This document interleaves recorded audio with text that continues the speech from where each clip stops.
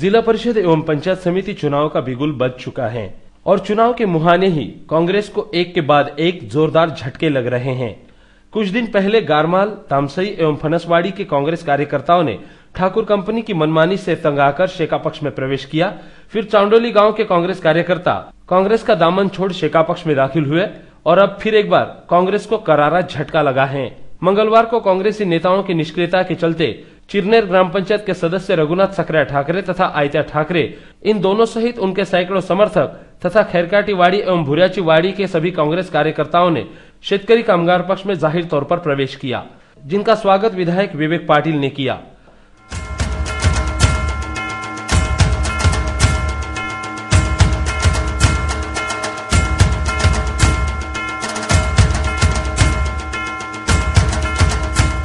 रानसईवाड़ी में संपन्न हुए इस पक्ष प्रवेश कार्यक्रम के लिए विधायक विवेक पाटिल सहित शेका पक्ष के चिरनेर विभागीय सचिव सुरेश पाटिल, पूर्व झेडपी सदस्य जीवन गावंड, पूर्व पंचायत समिति सदस्य रमाकांत पाटिल, युवा नेता समीर मढ़वी, सुनील भोईर आदि गणमान्यों सहित स्थानीय कार्यकर्ता एवं आदिवासी लोग बड़ी संख्या में उपस्थित थे।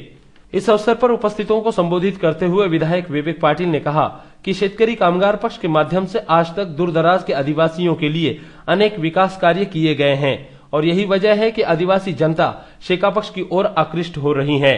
या निवडणुकीत आपण शेतकरी कामगार पक्ष शिवसेना युतीचे जे उमेदवार असतील त्या दोन्ही उमेदवारांना आपण मतदान करावं आणि हे मतदान करत असताना काँग्रेसला जी आपण सोडचिठ्ठी दिलेली आहे, काँग्रेस सोडून जे आपण शेका पक्षात आलेला आहात त्याबद्दल आपलं मनपूर्वक या ठिकाणी अभिनंदन करतो। श्री पाटिल ने अपने भाषण में आगे यह भी कहा कि आदिवासी विद्यार्थियों के उत्थान के लिए हम कर्नाला स्पोर्ट्स एकेडमी के माध्यम से पूरा प्रयास कर रहे हैं और उन्हें सम्मान की जिंदगी प्रदान करने के लिए हम बाध्य हैं।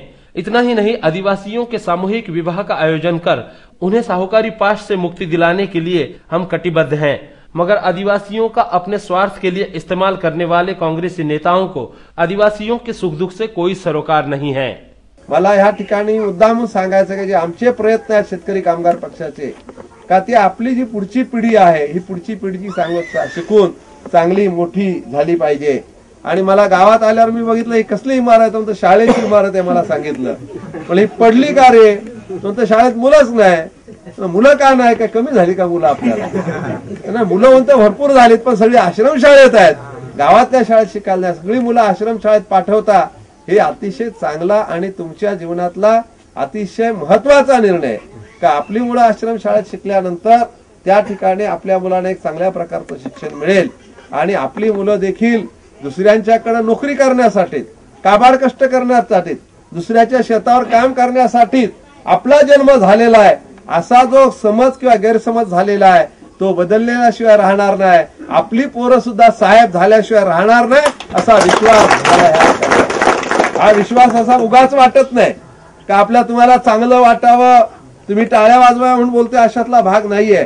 तर ज्या कर्नाळा स्पोर्ट्स अकादमीचा उल्लेख माझे सहकारी सुरेश पाटील यांनी केला, मुद्दाम तुम्ही त्या ठिकाणी येता लग्नाच्या वगैरे कार्यक्रमाला किंवा खेळायला पण आपली काही पोरं येतात त्या ठिकाणी, त्याने तिथं बघा 150 आदिवासींची मुलं त्या ठिकाणी आपल्याकडे राहिला आहेत।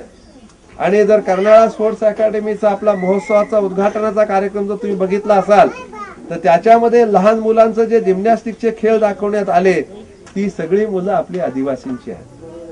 150 मुलं जी आहेत त्याच्यातली सगळी मुलं ती आदिवासींच्या जिम्नॅस्टिकच्या खेळामध्ये त्या ठिकाणी अतिशय प्रावीण्य दाखवणारे आहेत। आणि म्हणून त्या ठिकाणी शिकत असताना आपल्या आदिवासीचा मुलगा त्याच बाकावर बसतो, त्याच्या शेजारच्या बाकावर पनवेल शहरातल्या एका श्रीमंत कुटुंबातला किंवा शिकलेल्या कुटुंबातला घरातला मुलगा आपल्या मुलाच्या सोबत बसून शिकतो आणि त्याच्या बरोबरीचा आपला मुलगा आहे हे त्याच्या कष्टानं, मेहनतीनं आणि बुद्धीनं दाखवून देतो।